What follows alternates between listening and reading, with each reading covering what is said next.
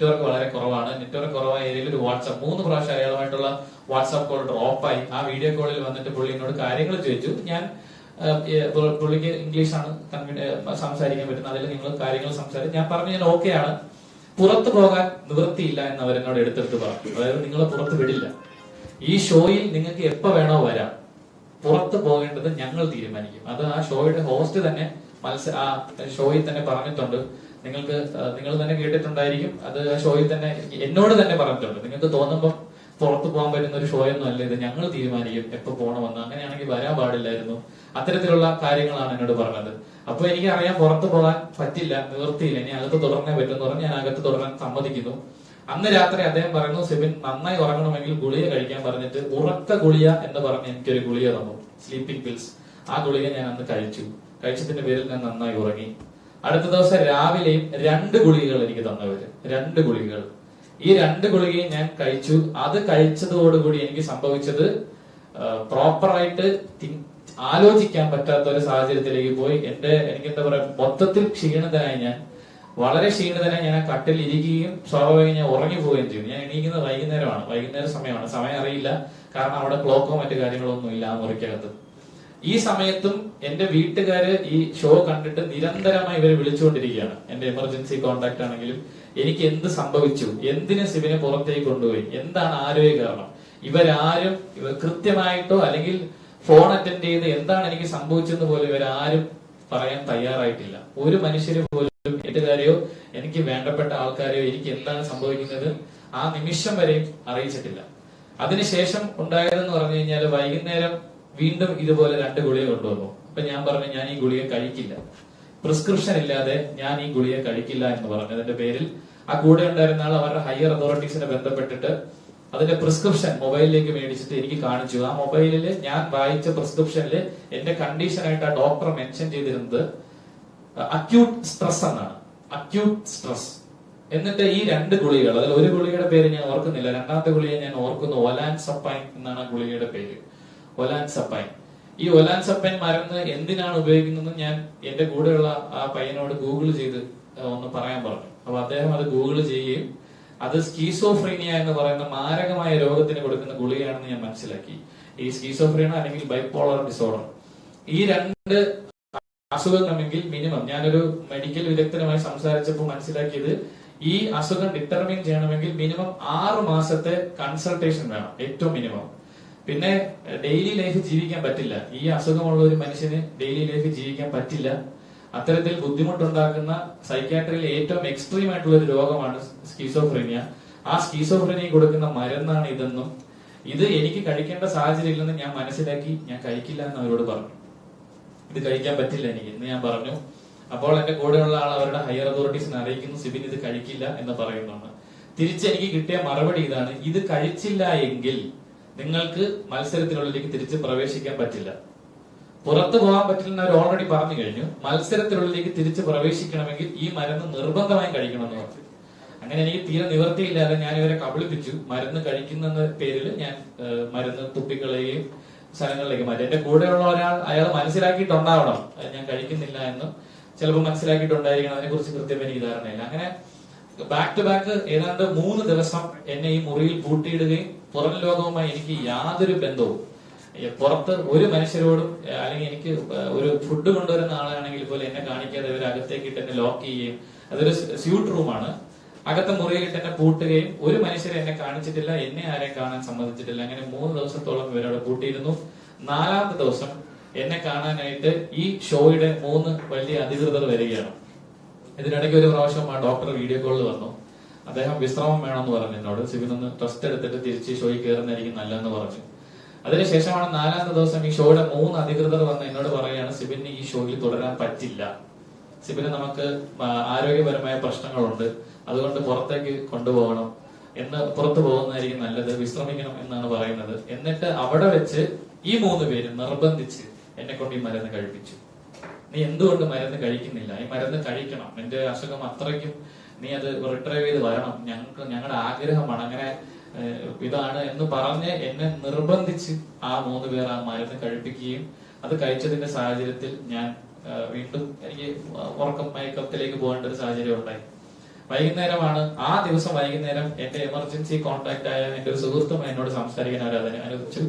സംസാരിച്ചപ്പോഴാണ് എനിക്ക് മനസ്സിലായത് ഇവര് എന്റെ വീട്ടിൽ ആ ദിവസം, അതായത് എനിക്ക് അവസാനം മരുന്നെന്ന ദിവസം എന്റെ വീട്ടിൽ വിളിച്ച് ഇൻഫോം ചെയ്തത് എനിക്ക് സ്കീസോഫ്രീനിയ എന്ന് പറഞ്ഞ മാരകമായ രോഗമാണ്, വയലന്റ് ആണെന്ന് പറഞ്ഞു. ഞാൻ ഇവര് എന്റെ വീട്ടില് കൊടുത്തത് എക്സാക്ട്ലി ഈ വാക്കാണ്. സ്കീസോഫ്രീനിയ എന്ന് പറഞ്ഞ മാരകമായ അസുഖമാണ്, വയലന്റ് ആണ്, സഹ മത്സരാർത്ഥികളെ ഉപദ്രവിക്കാൻ ശ്രമിച്ചു, കുക്കർ എടുത്ത് അടിക്കാൻ ശ്രമിച്ചു. അതിന്റെ പേരിൽ സിബിനെ ഞങ്ങൾ ഒരു മുറിയിൽ പൂട്ടിയിട്ടിട്ടുണ്ട്, പുറത്തു വിടാൻ പറ്റില്ല, ഗുളിക കൊടുത്ത് കൺട്രോളിൽ നിർത്തിയിരിക്കുകയാണ്. നിങ്ങൾ ആരെങ്കിലും വന്ന് സിബിനെ കൂട്ടിക്കൊണ്ടു പോകണം എന്നാണ് അവരോട് പറഞ്ഞതെന്നാണ് ഞാൻ മനസ്സിലാക്കിയത്.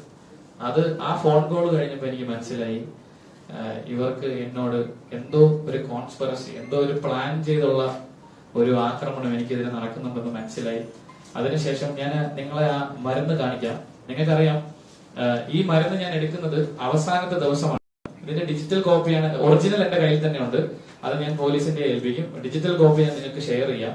ഈ മരുന്ന് നിങ്ങൾക്കറിയാം, ബിഗ് ബോസിലെ മരുന്ന് പറഞ്ഞാൽ ഇതുപോലെ ഒരു സിപ്പ് കവറിലാണ്, സിബിന്ന് പേര് എഴുതിയിട്ട് ഒരു സിപ്പ് കവറിലാണ് ഈ മരുന്ന് തന്നത്. ഈ മരുന്നില് കൃത്യമായി ഞാൻ ഇതിന്റെ എല്ലാ കോപ്പീസും നിങ്ങൾക്ക് തരാം. ഈ മരുന്ന് കൃത്യമായി ഇതിന്റെ സൂം ചെയ്ത കോപ്പീസും എന്റെ കയ്യിലുണ്ട്. ആ മരുന്നിന്റെ പേര് വായിക്കാൻ പറ്റും, ആ മരുന്നിന്റെ മറ്റു ഡീറ്റെയിൽസും ഈ തന്നെ എന്റെ കയ്യിലുള്ള ഫോട്ടോഗ്രാഫിൽ വായിക്കാൻ പറ്റും. ഇതിന്റെ ഒറിജിനൽ എന്റെ കയ്യിലുണ്ട്. അത് ഞാൻ അന്വേഷണ ഉദ്യോഗസ്ഥരുടെ മുമ്പിൽ ഹാജരാക്കുന്നതായിരിക്കും. അപ്പൊ എന്റെ വീട്ടിൽ വിളിച്ചത് പറഞ്ഞത് ഇങ്ങനെ ഒരു കോൺസ്പിറസി നടക്കുന്നുണ്ടെന്ന് മനസ്സിലായിട്ടാണ് ഞാൻ തിരിച്ച് എയർപോർട്ടിൽ വരുന്നത്. അപ്പൊ ഞാൻ എയർപോർട്ടിൽ വന്ന് ഇറങ്ങിയ സാഹചര്യത്തിൽ മീഡിയാസ് സ്വാഭാവികമായിട്ടും നിങ്ങൾ ചിലർ അവിടെ ഉണ്ടായിരുന്നു. നിങ്ങൾ എന്നോട് എന്താണ് കാര്യമെന്ന് ചോദിച്ചു.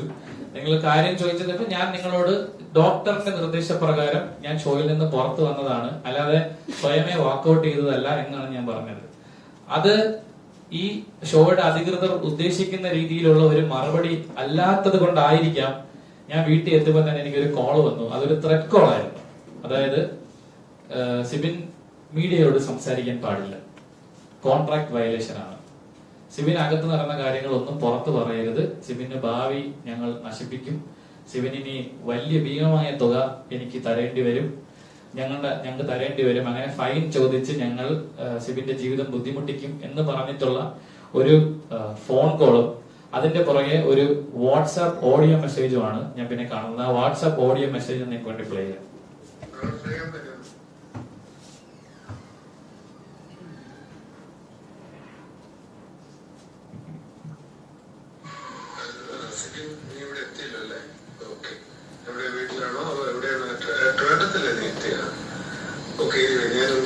മെസ്സേജ് അയക്കണമെന്ന് പറഞ്ഞാല് ഒരു കാരണവശാലും ഒരു ഇന്റർവ്യൂ ഒരു മീഡിയയുമായിട്ടും കൊടുക്കാൻ പാടില്ല. എയർപോർട്ടിൽ വന്നപ്പോ തന്നെ എന്തോ പറഞ്ഞെന്ന് ഞാൻ കേട്ടു.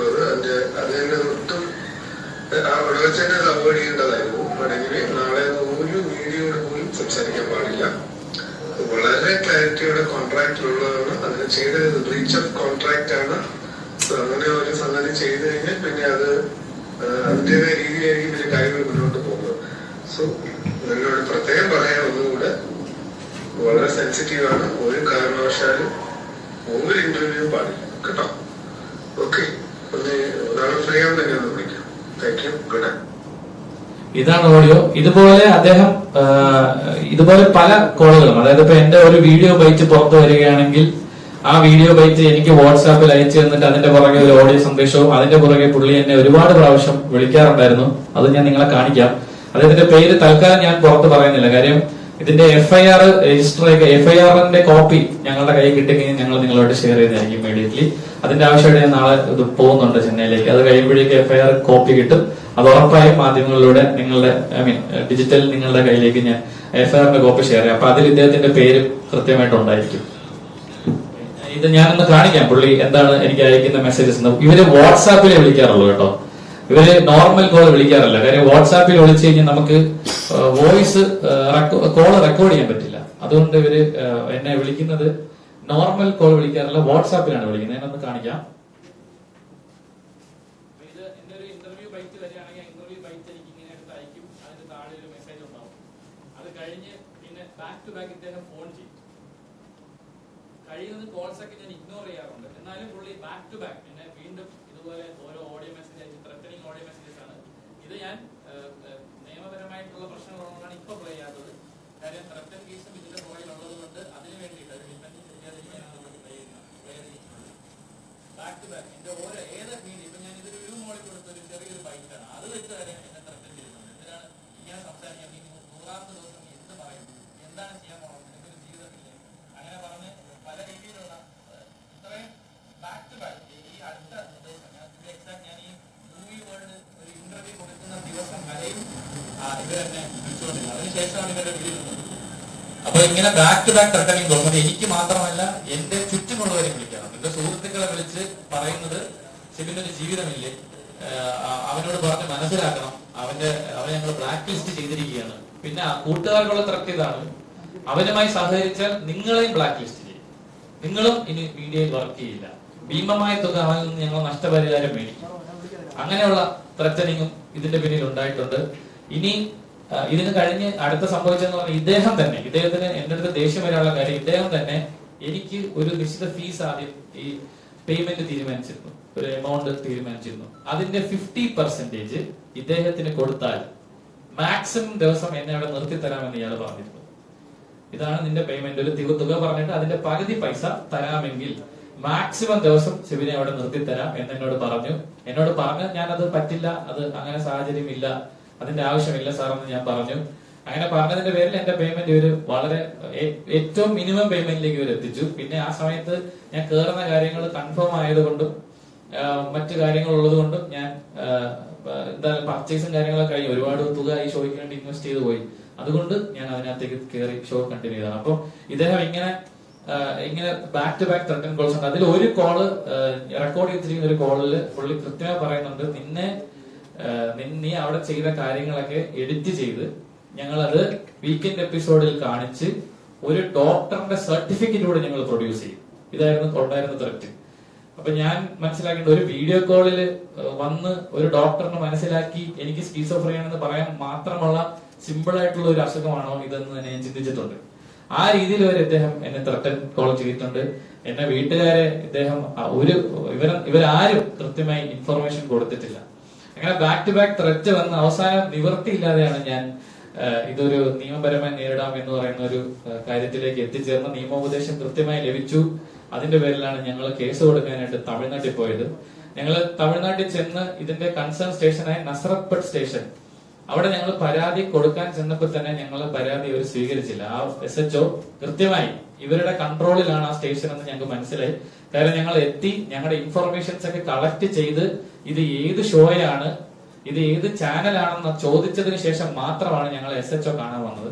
അദ്ദേഹം പറഞ്ഞത് പരാതി സ്വീകരിക്കില്ല, പരാതി എടുക്കില്ല. അപ്പം അദ്ദേഹം ഇതിന്റെ നിയമവശങ്ങൾ പറഞ്ഞ് പരാതി സ്വീകരിച്ച് റെസീറ്റ് ചോദിച്ചപ്പോൾ അദ്ദേഹം പറഞ്ഞു തരാൻ പറ്റില്ല, നിങ്ങൾ വേണമെങ്കിൽ DGPക്ക് പരാതി കൊടുത്തെന്ന് പറഞ്ഞു, ACPക്ക് പരാതി കൊടുത്തെന്ന് പറഞ്ഞു. അങ്ങനെ ഞങ്ങൾക്ക് അവിടെ നീതി കിട്ടില്ലെന്ന് മനസ്സിൽ ഞങ്ങൾ പുറത്തിറങ്ങിയപ്പോ ഞങ്ങൾ അവിടെ നിന്നും ഒരു ഇന്നോവ കാർ ഫോളോ ചെയ്യുന്നു. അപ്പൊ ഫോളോ ചെയ്യുന്ന മനസ്സിലാക്കി തൊട്ടടുത്തുള്ള ഒരു കോടതിയിലേക്ക് ഞങ്ങൾ വണ്ടി കയറ്റി. അവിടുത്തെ മജിസ്ട്രേറ്റിനെ കാണാനായിരുന്നു ഞങ്ങളുടെ ഉദ്ദേശം. അവിടെ എത്തിയപ്പോൾ ആ വണ്ടിയിൽ നിന്ന് വന്ന 4 പേരുണ്ടായിരുന്നു. അതിൽ ഒരാളെ ഞാൻ ഐഡന്റിഫൈ ചെയ്തിട്ടുണ്ട്. അയാളുടെ പേര് ജീവ എന്നാണ്. ഈ ജീവ എന്ന് പറയുന്നത് എന്റെ മോൾ ഷൈന്റെ ഒരു സ്റ്റാഫാണ്. ഫോട്ടോ കാണിക്കുന്നില്ല, ഫോട്ടോ എന്റെ കയ്യിലുണ്ട്, അദ്ദേഹത്തിന്റെ ഡീറ്റെയിൽസും ഫോൺ നമ്പറും ഒക്കെ എന്റെ കയ്യിലുണ്ട്. ജീവയാണ് എന്നാണ് അയാളുടെ പേര്. അയാൾ എന്റെ മോളുടെ സ്റ്റാഫാണ്. അയാളെ ഞാൻ നേരിട്ട് അങ്ങോട്ട് പോയി ഞാൻ സംസാരിച്ചു, എന്താണ് ഇവിടെ എന്ന് ചോദിച്ചു. പുള്ളി വേറൊരു കള്ളം പറഞ്ഞത് കള്ളമാണെന്ന് എനിക്ക് മനസ്സിലായി. കാര്യം ആ സമയത്ത് ആ കോടതിയിൽ അങ്ങനെ ഒരു കാര്യം ചെയ്യാൻ പറ്റില്ല. അപ്പോ അതിനുശേഷം അവിടെ ഉണ്ടായിരുന്ന ഒരു അഡ്വക്കേറ്റ് ഞങ്ങളെ വന്ന് കണ്ടിട്ട്, നിങ്ങൾക്ക് ലോക്കൽ ത്രെറ്റ് ഉണ്ട്, ഇവിടെ നിൽക്കണ്ട, നിങ്ങൾ ഇവിടുന്ന് പോകുന്നതാണ് നല്ലതെന്ന് പറഞ്ഞ് ഞങ്ങൾ അന്നേ ദിവസം അവിടെ നിന്ന് പോയി. അടുത്ത ദിവസമാണ് ഞങ്ങൾ DGPക്ക് പരാതി കൊടുത്തത്. DGP ആ പരാതി കേൾക്കുകയും കൃത്യമായി നടപടി എടുക്കാമെന്ന് ഉറപ്പുവരും. DGPക്ക് ഞങ്ങൾ തമിഴ്നാട് DGPക്ക് കൊടുത്ത പരാതിയുടെ റെസീറ്റാണിത്. ആ പരാതിയിന്മേൽ കൃത്യമായ ആക്ഷൻസ് എടുത്തിട്ടുണ്ട്.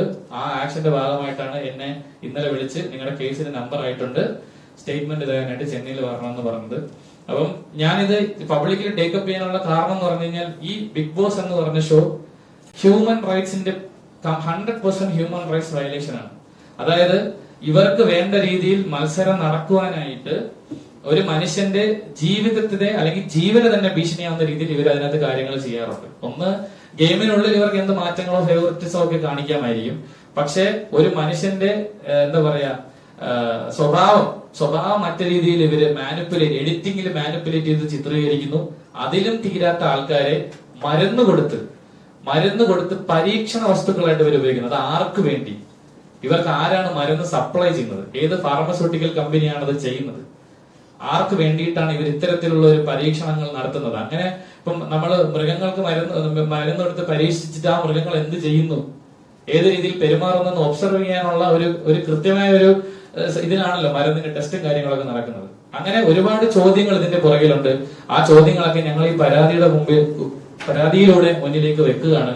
ഇതിന് കൃത്യമായ ഒരു നടപടി ഉണ്ടാകുമെന്ന് ഞാൻ പ്രതീക്ഷിക്കുന്നു.